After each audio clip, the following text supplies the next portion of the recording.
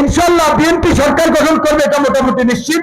বিএনপির চেয়ারম্যান জনাব তারেক রহমান যেভাবে আমাকে তুলে ধরেছে সবার মাঝে, আপনাদের ছেলে, আপনারা মানুষের কাছে অনুনয় বিনয় করবেন যে আমাদের ছেলেকে, চরের ছেলেকে ভোট দিয়ে এমপি বানান, এলাকার উন্নয়নের জন্য, এলাকার স্বার্থে। সেখানে যে ব্যক্তি প্রধানমন্ত্রী হবেন, তারেক রহমান আপনাদেরকে বলেছেন দয়া করে ভিপি নূরকে বিজয়ী করে আনবেন। তো এটা এটা এটা এটা আপনাদের জন্য একটি সম্মানের, ভালোবাসা।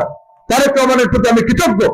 তাই আমি বলছিলাম যে আজকে বাংলাদেশের জাতীয় রাজনীতির যে ইকুয়েশন, ইনশাআল্লাহ বিএনপি সরকার গঠন করবে, এটা মোটামুটি নিশ্চিত।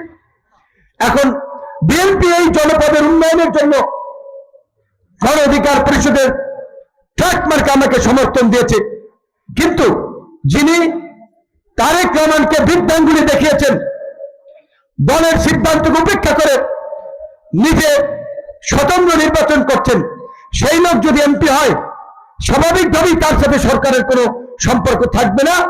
এই জনপদ আবার পিছিয়ে থাকবে।